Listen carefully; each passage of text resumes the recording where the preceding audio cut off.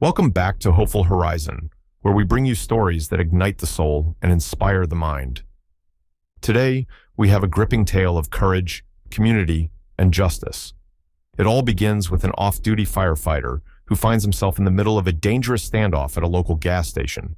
As tensions rise, secrets are uncovered, and the line between heroism and danger is tested.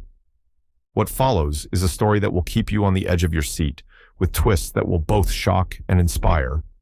If you love stories about bravery, resilience, and the power of doing the right thing, be sure to leave a comment below and share your thoughts. Don't forget to subscribe and hit the bell so you never miss another incredible story from Hopeful Horizon, and let us know where you're tuning in from. We love hearing from you. The early morning sun struggled to break through the dense fog rolling over the highway as Dante Carter pulled into the old, run-down gas station. His truck rumbled to a halt next to one of the pumps, its battered exterior bearing the scars of years of service.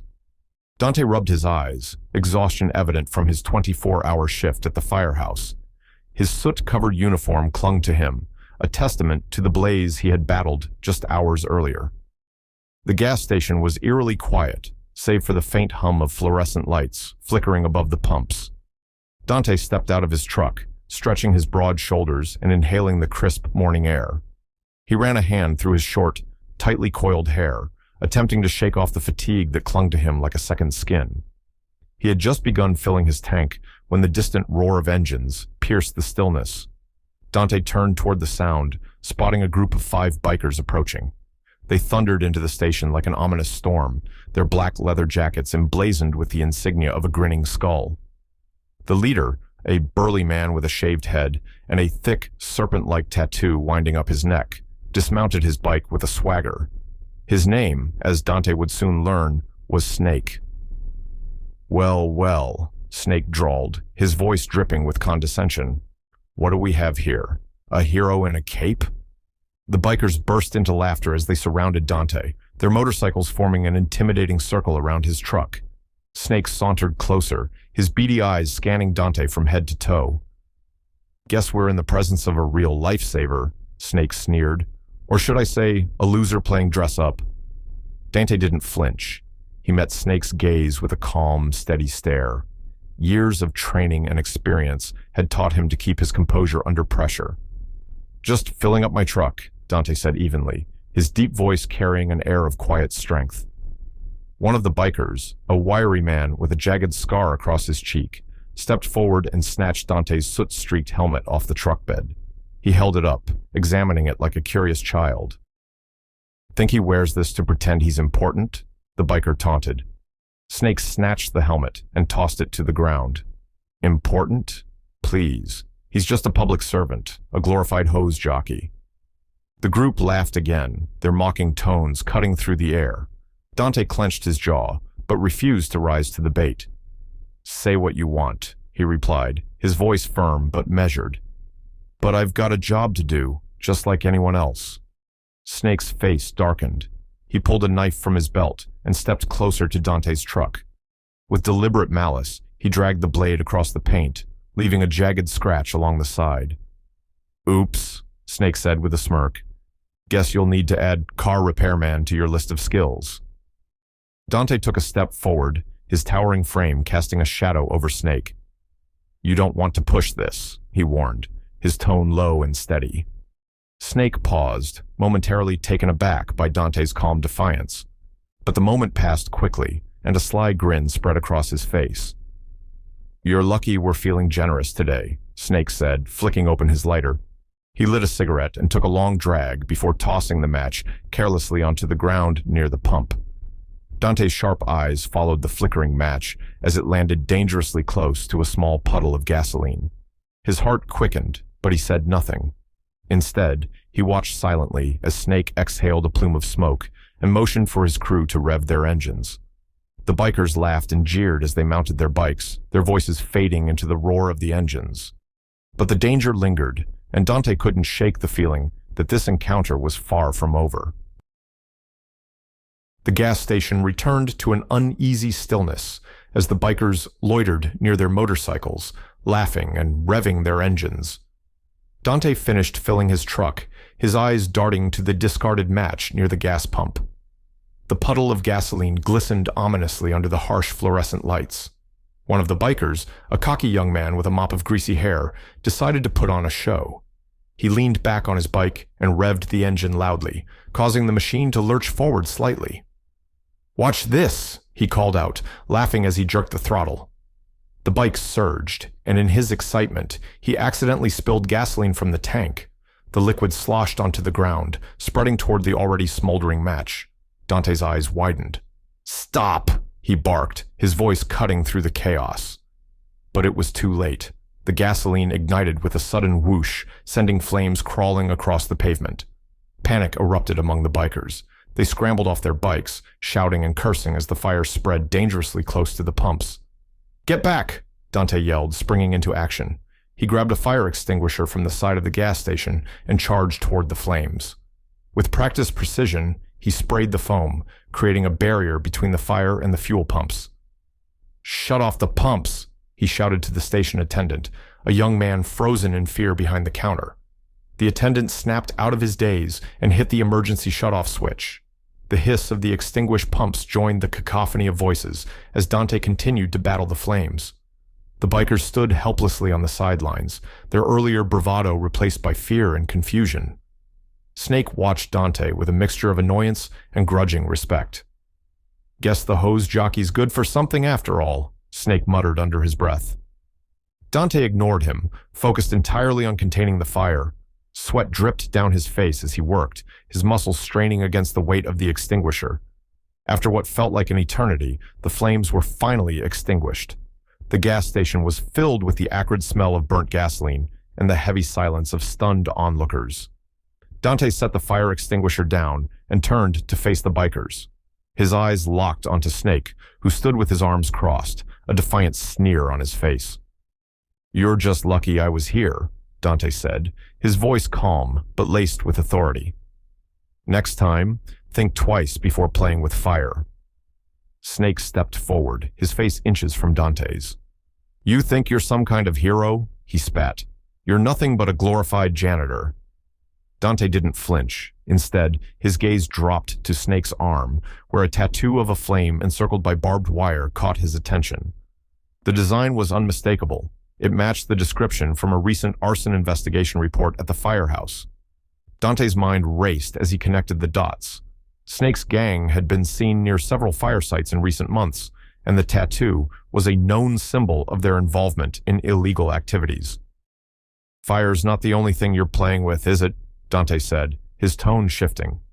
Snake stiffened, his sneer faltering for a brief moment before he regained his composure. "I don't know what you're talking about," he said, his voice low and threatening. Before Dante could respond, the wail of sirens pierced the air. A fleet of police cars pulled into the gas station, their lights casting an eerie glow on the scene. Snake's smirk returned as he turned to face the approaching officers. "Looks like we've got company," he said. "Better hope they're here for you, hero." Dante remained calm, his eyes never leaving Snake. As the officers stepped out of their vehicles, he knew this was only the beginning. The sun had fully risen, casting its golden light across the gas station as Dante stood next to his truck, quietly observing the aftermath of the chaos. The police had already taken initial statements and were preparing to leave, but Dante's mind refused to let go of the nagging suspicion that had taken root during the confrontation with Snake. The tattoo, the image of the flame encircled by barbed wire, wasn't just any design. It was a symbol connected to a string of unsolved arson cases plaguing the area. Dante had seen it before, sketched on a whiteboard during a briefing at the firehouse. The arsons had destroyed homes and businesses, and the firehouse had been on high alert, responding to each blaze with a growing sense of frustration and urgency. Dante crouched near the puddle of gasoline Snake's gang had spilled, his eyes scanning the ground for any overlooked evidence. He spotted a crumpled cigarette pack near the extinguished flames. Pulling on a pair of gloves he always kept in his truck, he carefully picked it up. The pack bore the logo of a bar, infamous for hosting shady characters, the Iron Claw. The pieces were starting to align in his mind. Snake and his gang weren't just reckless troublemakers, they might be arsonists targeting the community for profit. Dante pulled out his phone and stepped away from the pumps, dialing a familiar number. "Detective Morales," a gruff voice answered. "Morales, it's Dante," he said, keeping his voice low. "I think I've got something on the arson cases. There's a gang of bikers here, and one of them, Snake, has that flame and barbed wire tattoo. They were reckless with gas earlier, almost caused a fire." Morales exhaled sharply. "That tattoo matches the description we've been working with. Snake's crew is on our radar for suspected insurance fraud. They set fires to collect payouts for fake businesses. Where are you?" "Old Highway 12, at the gas station near Red Hollow." "Dante, listen to me," Morales said, his tone urgent. "Get out of there. These guys are dangerous and you're off duty. Let us handle it." "I can't leave," Dante replied firmly. "Not yet. If they're connected to the fires, I need more evidence. They're still here, and they're watching me." Morales hesitated before responding. "I'll send a team your way, but don't engage. Just stay safe." Dante ended the call and leaned against his truck, keeping a close eye on the bikers as they lingered near their motorcycles. Snake's piercing gaze caught Dante's, and the gang leader sauntered over, his menacing smirk returning. "You've got a habit of sticking your nose where it doesn't belong," Snake said, stopping just inches from Dante. Dante crossed his arms, meeting Snake's glare with unshakable calm. "You're playing with fire, Snake," he said, his voice steady. "And you're about to get burned." Snake's grin faltered for a split second before he leaned in closer. "You think you're clever? You don't know who you're messing with." Dante didn't flinch. He held Snake's gaze, his expression unyielding. "Maybe, or maybe I know exactly who I'm messing with." The tension was palpable as the two men stared each other down. The sound of approaching sirens shattered the standoff, and Snake's smirk returned. "Looks like your friends are here," Snake said, stepping back. "Don't worry, hero. We'll be out of here before they can blink." But Snake's confidence wavered when the police cruisers boxed in the station, cutting off every possible exit. Detective Morales stepped out of his car, flanked by several officers. "Snake," Morales called out, his voice commanding, "you and your crew are staying right here." Snake's sneer faltered as the officers began closing in. The gas station erupted into controlled chaos as Detective Morales and his team methodically searched the bikers and their motorcycles. Dante stood to the side, watching as years of training and discipline kept him from celebrating prematurely. This was about justice, not personal vindication. "Check the saddlebags," Morales instructed one of the officers, his eyes never leaving Snake. One by one, the officers pulled out incriminating items, cans of accelerant, homemade incendiary devices, and stolen goods that matched descriptions from recent burglaries. Snake's confident facade began to crack as the evidence mounted. "Those aren't mine," he growled, his voice rising in desperation. "This is all a setup." Morales held up one of the incendiary devices, turning it in his hand. "Funny, because this matches the type we found at multiple fire sites. Care to explain?" Snake's gang exchanged nervous glances, their earlier bravado evaporating in the face of mounting accusations. One of the younger bikers, unable to handle the pressure, finally cracked. "It was Snake's idea," he blurted out, his voice trembling. "He said we'd make easy money burning down places no one cared about." "Shut up," Snake barked, lunging toward the biker before being restrained by two officers. Morales turned to Dante. "Looks like you were right. This gang's been causing more damage than we realized." The officers gathered the rest of the evidence, including the gas station's security footage. The video clearly showed Snake discarding the match that started the earlier fire, leaving little room for doubt about his culpability. As Snake was handcuffed and led to a squad car, he turned to Dante, his face twisted with rage. "You think you've won. This isn't over." Dante stepped forward, his voice calm but resolute. "It's over, Snake. Actions have consequences. You're about to find that out." The gas station owner, a wiry man with a nervous energy, approached Dante as the last of the bikers were taken away. "I don't know how to thank you," the owner said, shaking Dante's hand. "You saved my station, and probably a lot of lives." "Just doing what I was trained to do," Dante replied modestly. The story quickly spread throughout the community. News crews arrived at the gas station, eager to interview Dante and Morales. Footage of the arrest, combined with Dante's calm heroism, turned him into a local legend overnight. Dante Carter, the firefighter who stopped an arson ring, one headline read. Despite the sudden attention, Dante remained humble. For him, it wasn't about recognition. It was about doing what was right. Back at the firehouse, Dante's crew greeted him with cheers and pats on the back. They had seen the news and couldn't be prouder of their colleague. "How do you always manage to stay so calm under pressure?" one of them asked, shaking his head in amazement. Dante smiled, leaning back in his chair. "Fire's fire," he said simply.